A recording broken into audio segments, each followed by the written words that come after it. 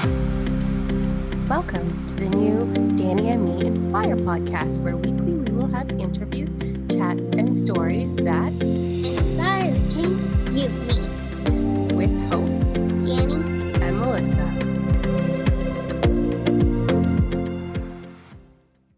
So, welcome to another episode of the Dani and Me Inspire podcast. Today we have the lovely Amy Murphy. Before she became the senior director, founder, and second Canadian in the $1 Million Club, she's the owner and CEO of the $1 Million Bathrobe. With Monet, she successfully failed at 10 different networking companies. She did some acting, she did some nails, and she's here with us to inspire us. Welcome, Amy. Hi, thank you for having me. So I already kind of mentioned what you did before, but what did you do before inspiring others to go after their dreams? So before this whole, journey with network marketing, that journey itself has actually been over 21 years in the making. So I did start network marketing when I was 19 years old, but it wasn't something that I was doing at all to inspire others. It was simply just, hey, I want to make some money and this is the way I think I can do it. It was always just something that I did. I also was doing nails as well. I was a licensed, I still hold my license, but I don't practice anymore. But I was a licensed nail technician and a makeup artist. And I did go to hair school. And I did some acting, TV and film, the modeling industry, just sort of, I was a mom, and I kind of did things that I love to do. Paid hobbies, I guess my husband would call them, because nothing ever really amounted to anything. But I always enjoyed what I did. I fluttered around and I spread my wings in a bunch of different things and just played around trying to find my way. There was no real purpose or inspiration. There was passion, but there was no real driving force. Just a matter of I did what I loved, and that was it. Just kind of fluttered around. That was my life before all of this kind of happened. So what made you leave a network marketing place and join another one? So when I exited my last company, so over the course of 17 years, like you had mentioned, I had failed at about 10 different companies. My husband and I swore off of them completely, that I would not do another company again because, quote unquote, no one makes any money. Just the person at the top makes the money. No one makes money at these. You're wasting time. I was spending more than I was making. It was not amounting to anything. And we figured the best strategy would be to quit altogether. And the reason why I got into another one was because I actually needed the product that I was looking for, and I couldn't find it anywhere. And the dilemma was that it was purchased through a network marketing company, and I made a decision. I signed up for a discount. I had no intention of building the business. I needed the product that I was looking for, and the only way to buy it was through our company. So I decided, hey, I'll just join as a distributor and get the best possible price. And if I happen to sell a bottle or two, then it would be no harm. So that was my mindset. It was not to actually go build another company, but it was to literally just get the discount. So when you started actually building the company, were you scared that that's all you wanted to do, or was it like an exciting moment? A little bit of both, actually. I was excited because I saw success happen pretty quickly. Like it started my intention when I joined was a complete discount, but when I started sharing, I was excited to share because I said it worked for me, and I felt that there was a need of it, that other people could use it too. So I just shared a lot as excited about that. And I just started building through that passion and excitement, and one thing kind of led to another, and here we are. Nice. Did you ever question your decision? Yeah, I did actually in the very, very beginning.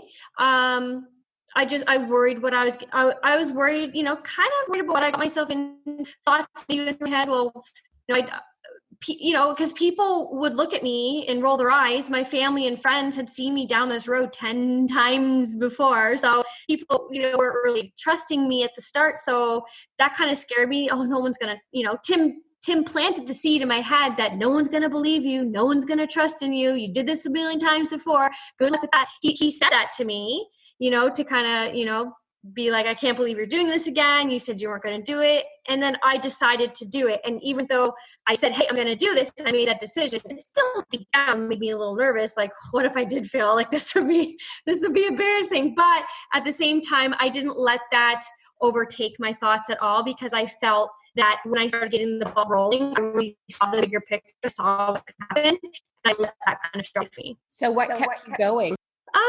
Well, helping others. I really enjoyed helping others, and I really started seeing when other people started getting success on my team, and I started building a team. That really spoke to me. To be like, well, I could be that person to help other people. That kept me going, was the inspiring hope and inspiring, passion and that into others. That was kind of what kept me going. But also, it being, at the time, it was a new company. It still is really new at the time of this podcast, but just the hope for the future and what it could be if I actually stuck with something long enough. Because in the other companies or anything else I ever did in life, I never stuck around long enough to actually see real results. And I decided this time that I was going to stick with it, even if it got hard.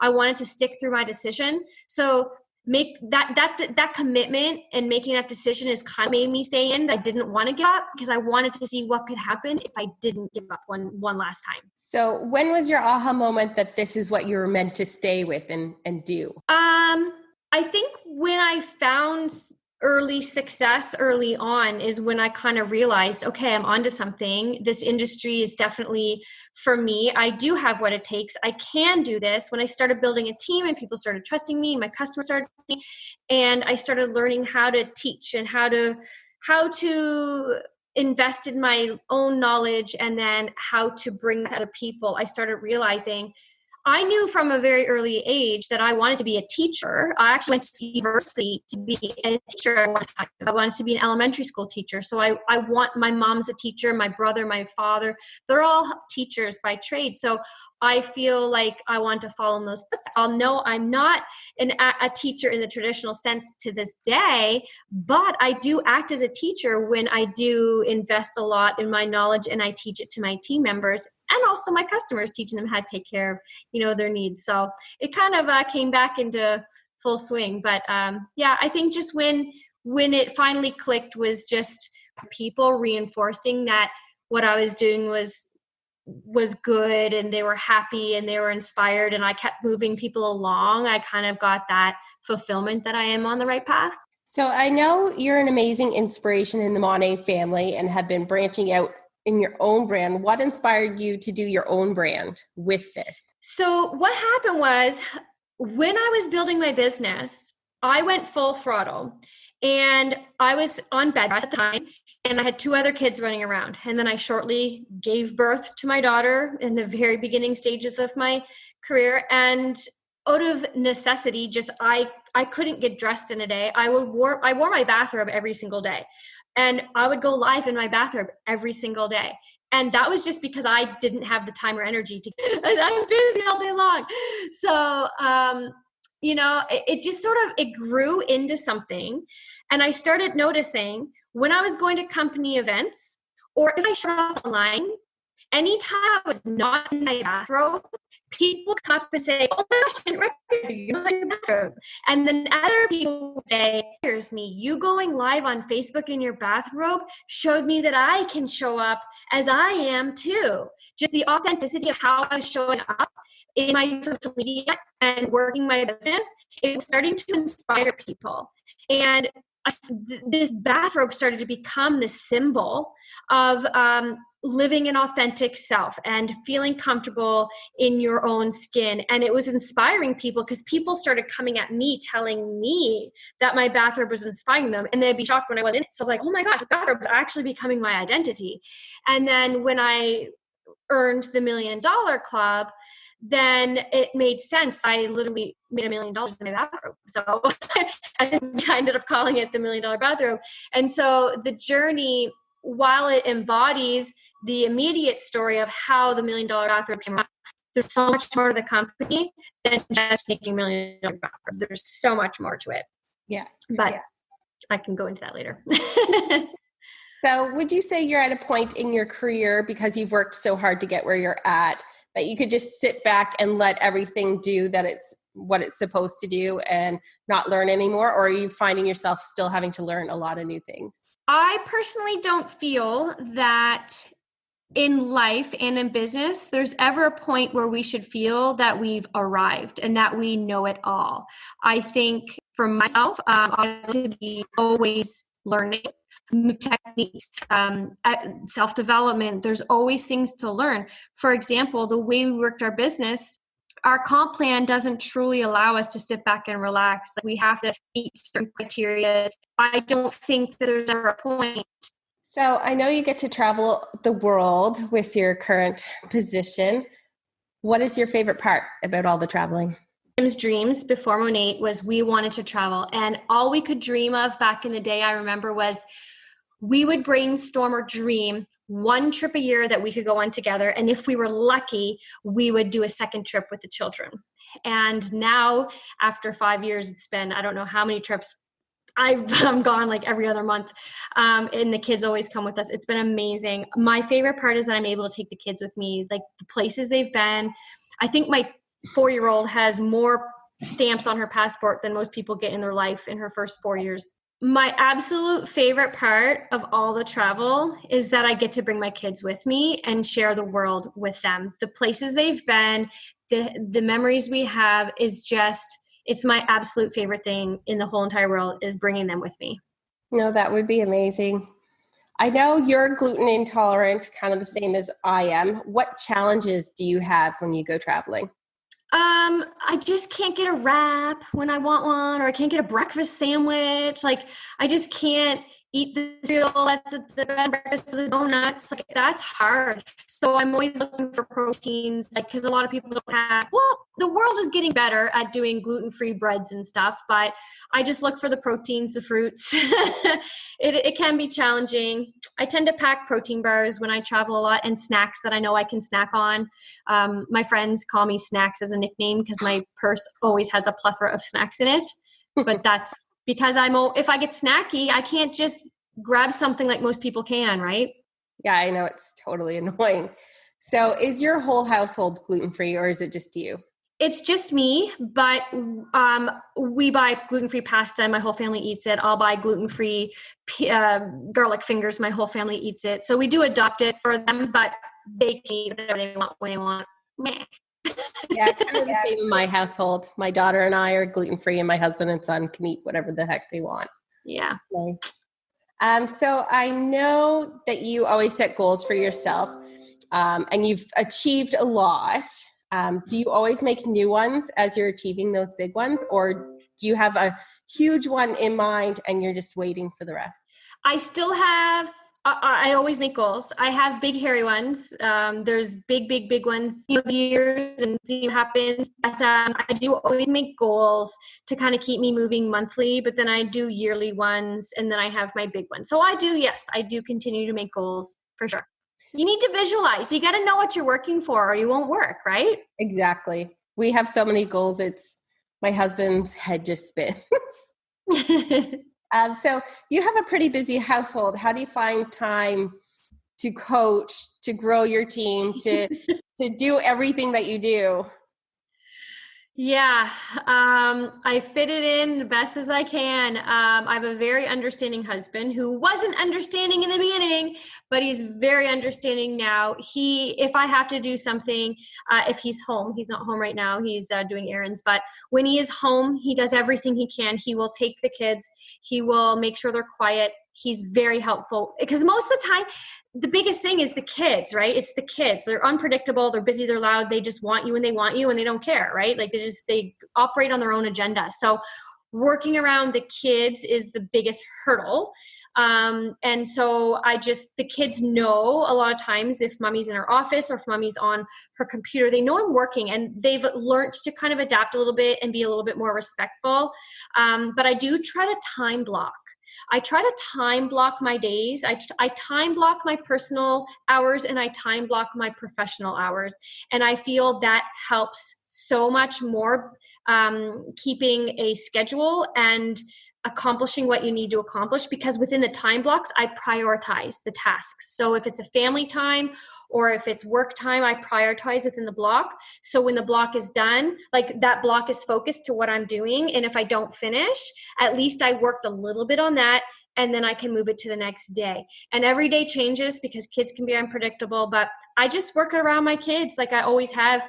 They've been, for the most part, pretty understanding. It's hard. It really is hard working a business, two businesses, because I have both businesses. I have Monate and the $1 Million Bathrobe from home with these kids. And now at the time of this recording, we're in a pandemic. And so they're all home now too, trying to homeschool them. So time blocking, I'm actually doing a training next week on time blocking. So that's going to be something that people can tune into if they want. But time blocking is something that I've adopted, and I think that a lot of people should do it.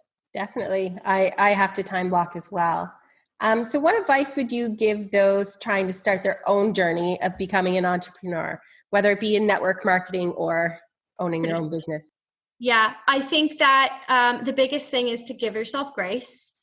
Don't have goals, but don't give yourself limited expectations in the respect of, don't say, if I don't succeed in my business in 6 months, I'm quitting, right? Like, don't give yourself those time restraints, and don't give yourself restrictions, and give yourself grace to fail. Let yourself fail, because I don't view failing as a bad thing. I feel failing is actually learning. If you didn't fail, you wouldn't learn.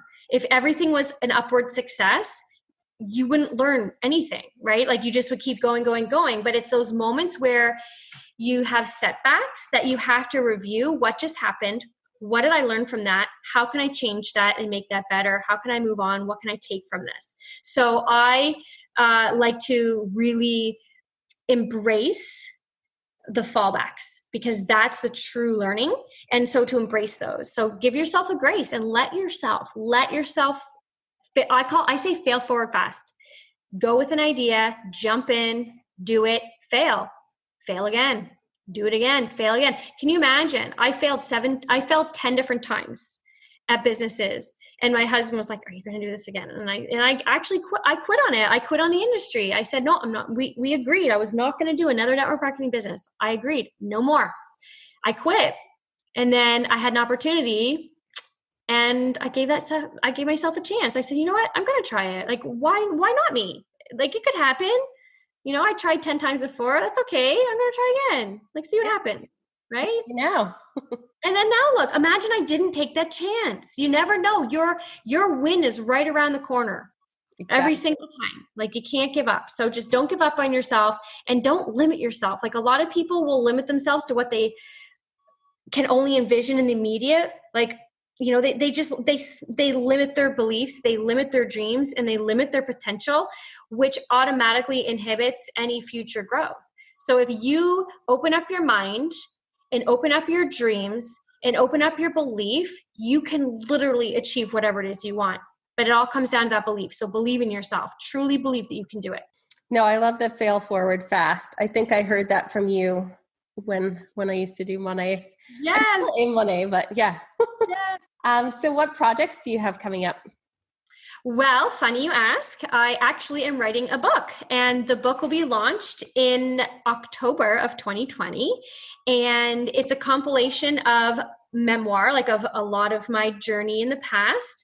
And then the learnings of that. The book is broken into, 3 different sections, like spirit, mind, and body. And there's all kinds of learnings and teachings and activities to do through the whole book. And then I use the reflection of my past as some examples as to the learning lessons. So I'm really excited about it. It's a very, very personal project, because it's literally all of me, all of my deepest stories and secrets and thoughts and journeys. It's all being exposed. So I'm really, really excited about it. So that's the biggest thing. Lots of online trainings and speaking engagements in person when we're able to open up. I have lots of speaking engagements happening. One will be at Harvard in October, and lots of other things online. So just doing a lot of speaking.